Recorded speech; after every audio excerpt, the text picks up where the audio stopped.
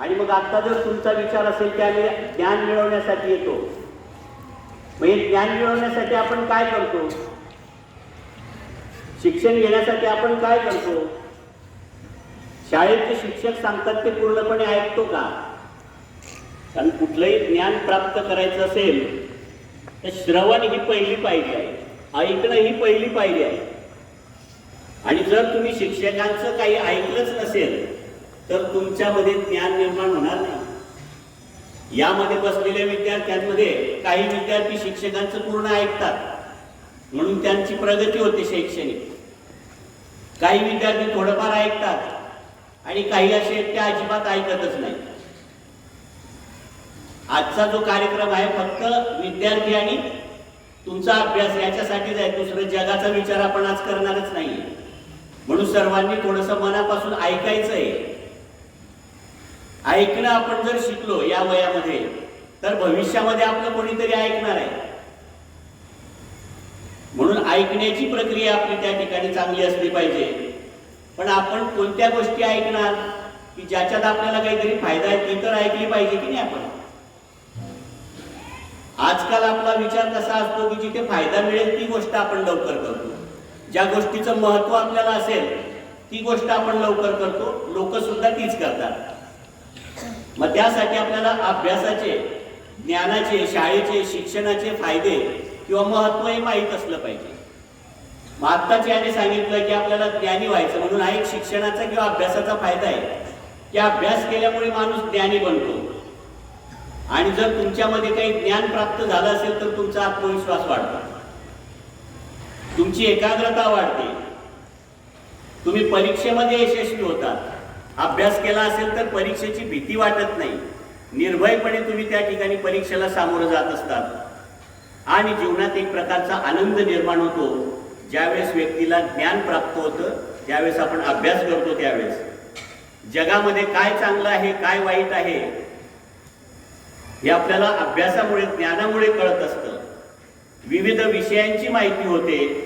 आपण प्रयत्नवादी बनतो, दैववादी बनत नाही.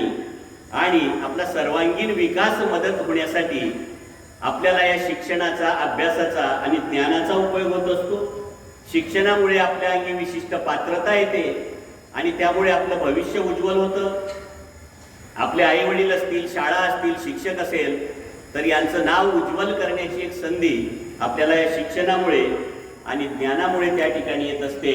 आणि म्हणून शिक्षणामुळे सर्वात महत्त्वाचा फायदा आणखी काय होतो तर आपल्या राष्ट्रासाठी उत्तम अशा प्रकारचा नागरिक तयार होत असतो. असे अनेक फायदे आपल्याला या शिक्षणाचे सांगता येतील.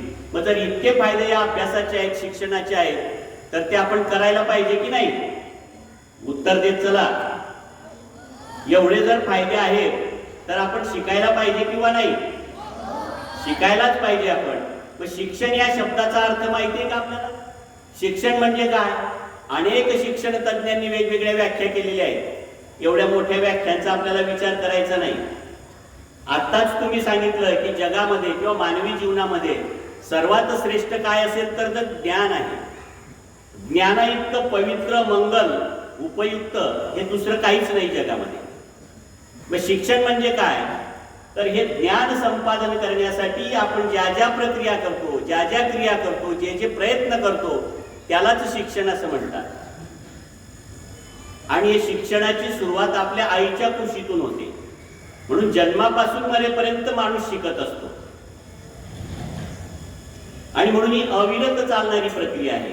कारण शिक्षण शब्दाची जर आपण संधी केली, शिक अधिक क्षण, प्रत्येक क्षणाक्षणाला तो शिकला पाहिजे, हा शिक्षण या शब्दाचा अर्थ आहे.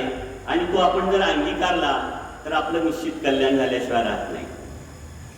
मानव वजा ज्ञान जर आपण केलं तर 2 पायाचा पशु उरतो. आणि सध्या 2 पायांच्या पशूंची संख्या वाढते. अज्ञानी लोकांची संख्या दिवसेंदिवस वाढत आहे. कारण आपल्याला पाहिजे ते योग्य ज्ञान आपण त्या ठिकाणी ग्रहण करत नाही. कारण ज्ञान हे काय आहे? ते शस्त्र सुद्धा आहे, अस्त्र सुद्धा आहे आणि शास्त्र सुद्धा आहे.